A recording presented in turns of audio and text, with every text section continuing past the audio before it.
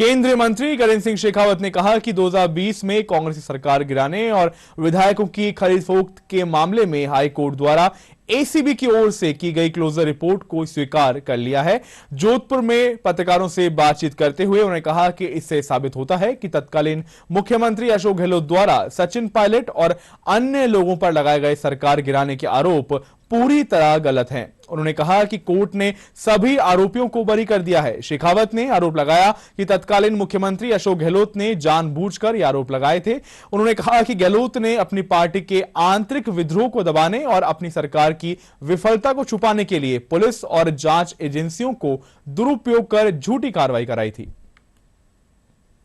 जिस तरह से मुझे इस तरह के जो है लांछनों से मुक्ति दी थी, उस कालिक को साफ करके पाक साफ बाहर निकाला था, एक बार फिर भरत मालानी जी और अशोक सिंह जी को भी उसी तरह से पाक साफ माने। लेकिन प्रश्न मेरा आपके माध्यम से यह है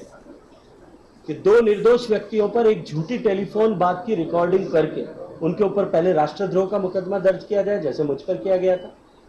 उनको राष्ट्रद्रोही ऐसा घोषित कर दिया जाए, अखबारों में टीवी पर बयान दिए जाएं, स्टेटमेंट्स दिए जाएं, और फिर 15 दिन बाद में वो राष्ट्रद्रोह का मुकदमा हटा करके भ्रष्टाचार का मुकदमा दायर कर दिया जाए। ये अगर केवल एक घटना हुई होती तो शायद हम मानते कि संयोगवश ऐसा हो गया, लेकिन 3-3 बार ऐसा हुआ। 2 बार तो मेरे साथ हुआ, इसके अतिरिक्त इन लोगों के साथ हुआ, इसके अतिरिक्त भी अन्य लोगों के साथ हुआ। किसी को राष्ट्रद्रोही करार दे देना और उसके बाद में और जो है उसको बदल करके भ्रष्टाचार का मुकदमा भी झूठा दर्ज कर देना, और बाद में जब न्यायालय इस पर टिप्पणी करे